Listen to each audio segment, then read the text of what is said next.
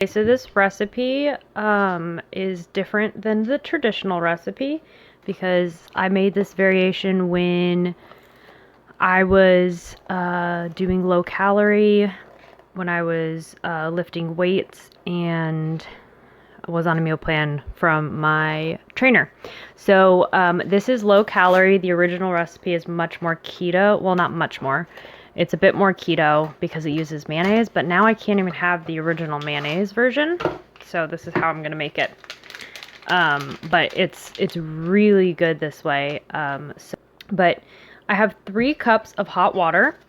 I have 1 large lime jello. It's sugar-free. You can do a smaller lime and then do also 1 lemon. That's what my grandma usually does.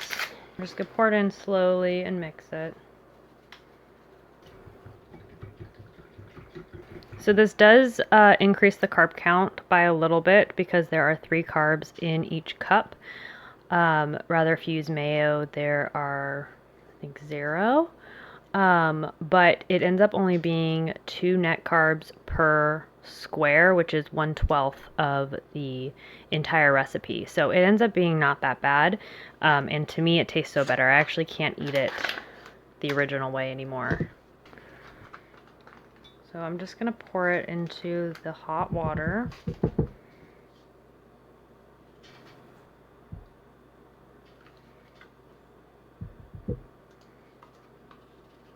Okay, and then I'm just gonna mix that in. Make sure it's all kind of dissolved and incorporated.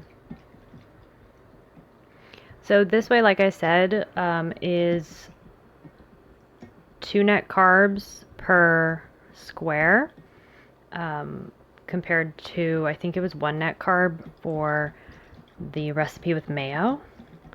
But if you're worried about calories like I am, this version is going to be only 50 calories per square. Rather, the recipe with mayo is 150 calories per square. For me, I'd take the 1 more carb for 100 more calories in the day to use somewhere else, but obviously you can make it with mayonnaise if you'd prefer to have lower carbs.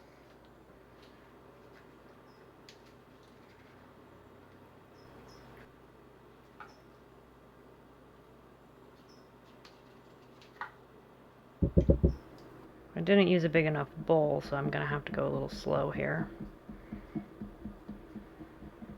Another option that I've been wanting to try, instead of using water for the base, I want to try using this. This is a Sunny Select key lime. I don't know if the American, what is it called? All American? No, Clear American.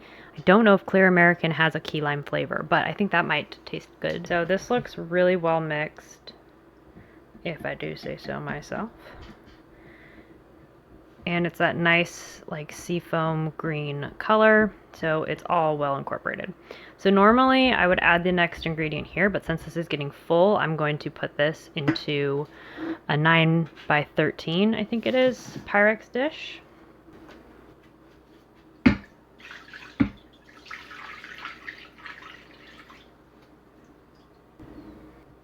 Okay, so now we want to add the most important ingredient. This is a cottage cheese. I got the large curd, which I'm super excited about. I've never had it before. But this one was the best one I could find at 4 net carbs. It does have 120 grams of calories, not grams, 120 calories. But I'm only going to use half of this. So I think that'll be 2 cups. And I'll just mix that in. Okay, so I have 2 cups measured. So I'm just going to plop it in there. Oops, I didn't actually mean to plop it. And then just mix it around.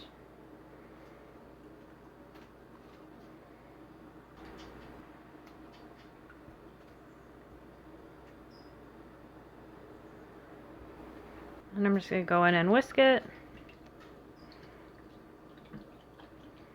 I really want it to be spread out evenly, so...